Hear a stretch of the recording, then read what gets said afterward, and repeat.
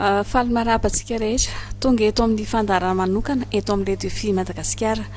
Ny loha hevitrisika androany dia ny momba ny vehivavy amin'izao fankalazana ny fetin'ny vehivavy amin'izao valo marsa izao.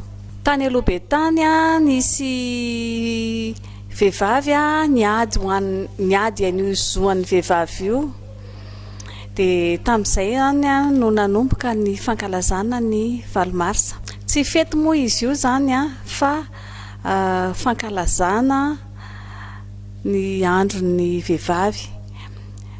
Fa maninona moa ny vehivavy no omena andro manokana fa tsy hoe ny lehilahy, satria ny vehivavy mahery fo. Tamin'ny andro fahiny ny vehivavy tsy mba niasa, tsy mba nianatra, fa natokana ho an'ny lehilahy ihany ny hoe miasa sy mianatra. Ka taty aoriana efa niova ny vehivavy indray zao no manao toy ny lehilahy. Tsy midika akory zany fa mitovy ny zoan'ny lahy sy ny vavy. Ao an-tokantrano zany betsaka ny anjara asa ny lehilahy afaka tazomin'ny vehivavy eo amin'ny sehatry ny asa, eo amin'ny fiarahamonina, dia vitan'ny vehivavy avokoa.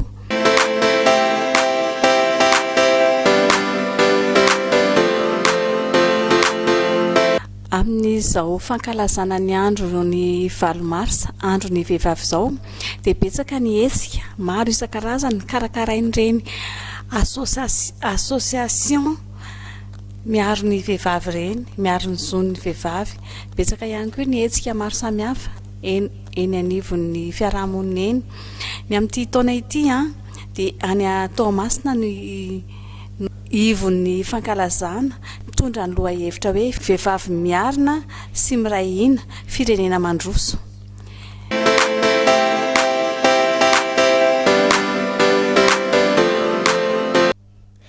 Zava-dehibe ho anay mpanao gazety Vehivavy ihany koa ny fankalazana ny andro ho an'ny zon'ny vehivavy toy izao.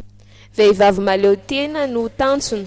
Asehonay izany amin'ny alalan'ny lahatsoratra ary koa ny reportage izay anaovanay ihany koa ny fiadiana ho an'ny zon'ny vehivavy.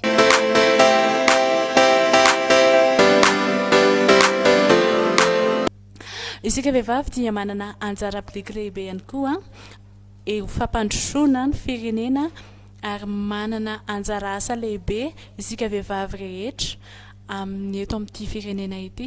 Mirary antsika vehivavy rehetra ihany koa mba avita sy ahefa be amin'ny adidy sy andraikitra miandratsika na ao anivon'ny tokantrano zany na ny fiarahamonina indrindra eto amin'izao firenena izao.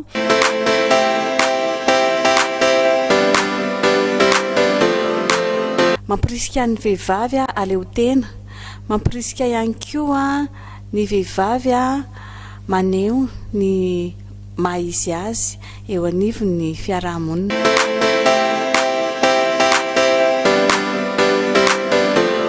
Tompoko lahy sy tompoko vavy saotra anareo nanaraka ny fandaharana hatramin'ny farany. Mbola manasa anao indray izahay anaraka ny fandaharana manaraka. Koa mametraka ny mandra-piaona ary dia amin'ny manaraka indray.